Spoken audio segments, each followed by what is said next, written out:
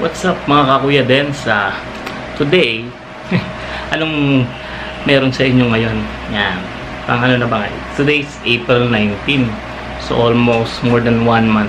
1 month and 4 days na tayong nasa quarantine. So Sunday, tinitake tong content na to and nag-isip ako kung anong dapat gawin ngayon. Anong pwede natin content ngayon sa part 3 ng ating vlog quarantine. Okay? So, tingnan natin ang magiging takbo ng istorya.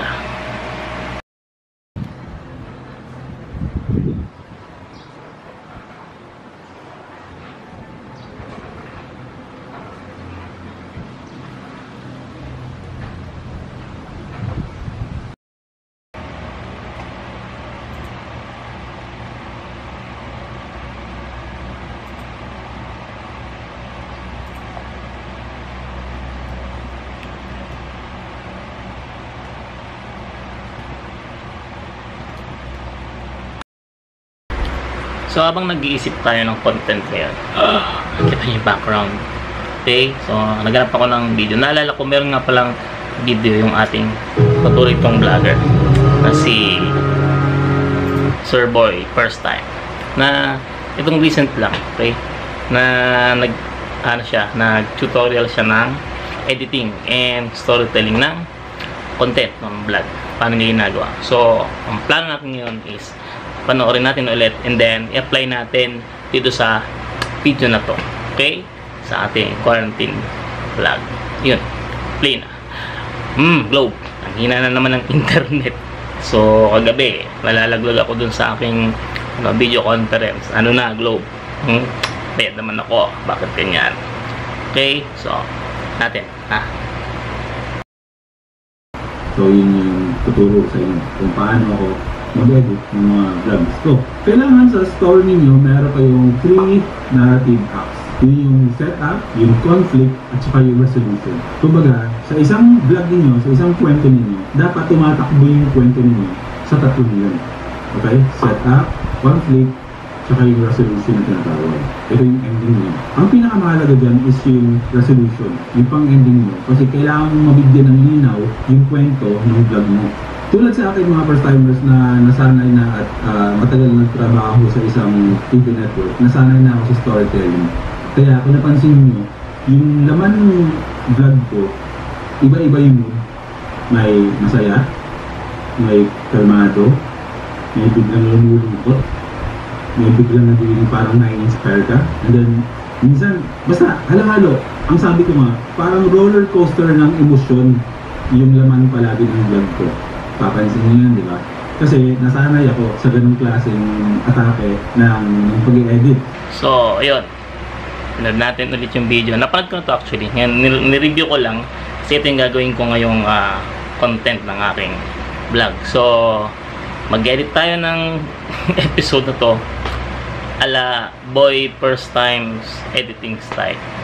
So, 3. 1 is setup, 2 is conflict, and resolution. Tingnan natin kung magagawa natin ito. So, ready na kayo? Ready na rin ako. Game!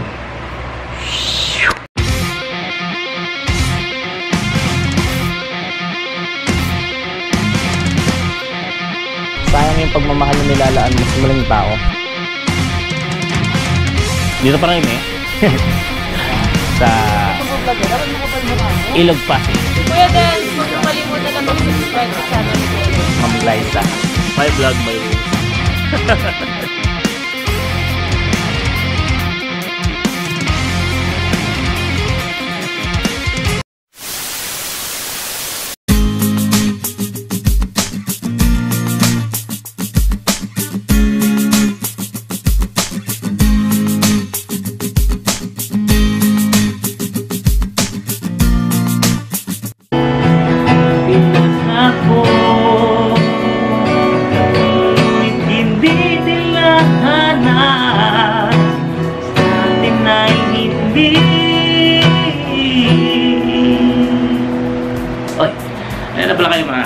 Kuya Dens. So, welcome sa aking munting kwarto. Actually, yung Bombay, munting kwarto. So, ano bang ganap natin ngayong araw na to? This is Sunday. Sunday natin tinitake tong episode na to. Mga pala, sabi natin sa ating opening kanina.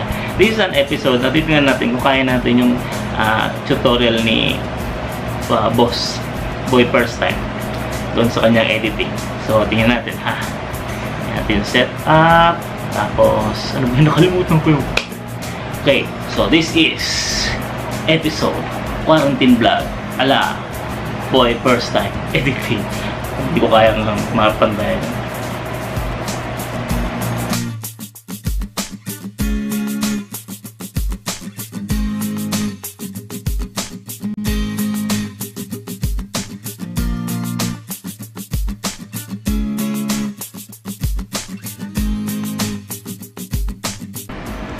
So, nag-iisip ako nung setup ng paano ba mag-edit yung sinasabi ni Sir Boy First Time, no?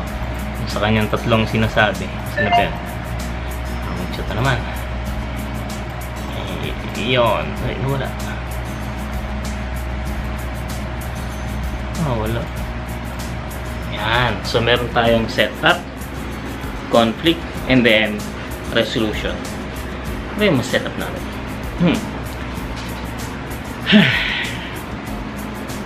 Ayan. So, ang setup natin ngayon, gagawa tayo ng episode na ang editing style natin ay kagaya ng kay Sir Boy First Time. Okay? So, ano pang gagawin natin? A few moments later. Episode Brain, gumana ka. Alam mo, kanina pa ako nag-iisip ng anong pwedeng gawing takbo ng istorya. Ako makaisip. Ito yung mga moment na gusto ko magtrabaho, pero yung utak mo ayaw sumabay. Tulog. Ganun talaga pagkakataon. Minsan naman baliktad. Yung utak mo naman ng sobrang gising, tapos ikaw naman yung tinatamad gumawa. Yung tulad niya, naipit ako ngayon. So, tatlo, set up, conflict, resolution. Okay na ako sa setup kanina. Nawala ako sa conflict. Ano natin ito matatapos? Brain. Gumana ka, brain.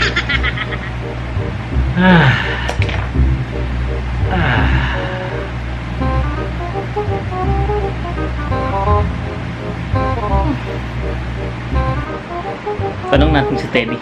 Baka may masabi sa atin kung paano gagawin natin yun. Teddy, ay, anong pwede natin gawin yun din sa ating content? Teddy, uy.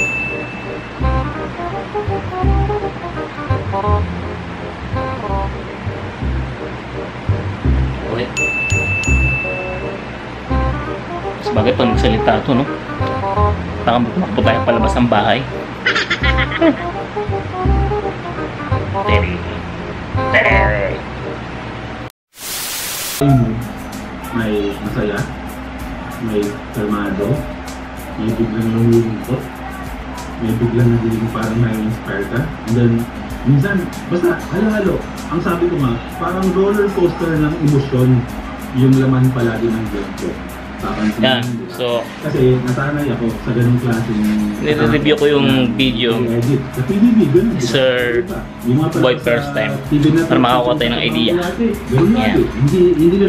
So, para matapos natin itong ating challenge, quarantine vlog challenge, edit, wala. Sir Boy First Time. Dapat gumagano'n tayo para mas interesting, mas kakapitan ng mga tao. Pinapanood nila yung video mo, hindi nila alam, nagdadal na sila dun sa video mo. Nadadala na sila. Grabe init ngayon. Pero alam niyo ba, pagka medyo nag-i-struggle ako mag-isip sa isang idea, mostly nakikinig ako ng music. But, mas madalas dun sa most, ano ba talaga? Okay, tumutugtog ako with my guitar para kahit paano mag-trigger yung aking brain kung ano ba yung dapat ko na gawin. So, kahit paano, kaisip na ako ang gagawin ko. Okay? So, matagal ng sa akin na ang music nakakatulong sa akin para kahit paano mag-regain ng ideas.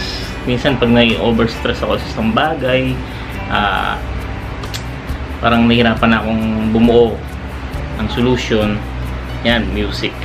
Kinig ako ng mga paborito kong kanta or iba ko kasama nitong gitara ko. Yan. It helps a lot. Nung college ako, pag nagre-review ako sa mga exam, lagi akong may music sa tenga. Kaya sabi nga nila, nagre-review si Kuya, tapos may earphone. Ganoon talaga. Ang mga pinapakinggan ko pa nun, mga alternative OPM music. Talagang hindi, konti lang siguro yung mga malumanay, pero mostly alternative rock. River Maya, kay E-Heads, Sugar Free, yung mga paborito ko. So yun, kaya kanina diba, naguguluhan tayo. Anong bubuuin natin yung medyo nakakaano na ako ngayon. So pinagsulta pa natin kanina sa Teddy Bear. Diba?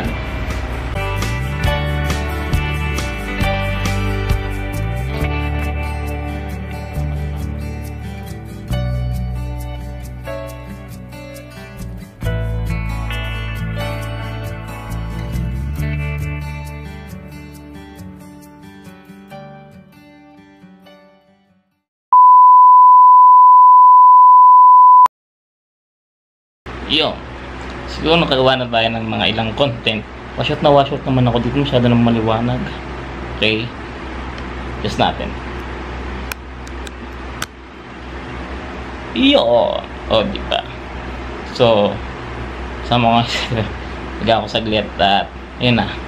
So, kaisip na ako ng idea ano mga gagawin. Ito, content ko sa siguro yun yung content ko. Yung ating ano yung gagawin natin. Tatlong setup na vlog editing gaya ng kay Sir Boy First Time. So siguro yun makikita nyo na sumatakbo dito sa video na to. So ano yung naging natin yung setup. So yun muna yung actually para sa akin ang setup ko kanina is yung establishing kung ano yung gagawin natin content ngayon, and then yung opening. Okay, then yung resolution, yung hindi tayo makaisip yung conflict ay hindi tayo makaisip kung anong gagawin natin content. Actually talagang nahihirapan ako kanina paano pagdudugtong-dugtongin yung mga kwentong ganun. Okay, and then yung resolution, ito na nga. So hanap tayo ng paraan. So edit na natin to, natin yung kalalabasan natin kung okay ba. Okay, iba na tayo din, no? So kasama ngayon si Teddy sa ating episode again. Kanong pangalawang quarantine vlog wala siya. Sa una meron eh. Diba na tayo? Ano nga sabihin mo sa kanila? Ayan. So, this is Credence, ang quarantine edition. So, sana and hopefully na kapag maayos natin ang editing na to. Kasi alam nyo talaga, hindi talaga ako magaling when it comes to editing.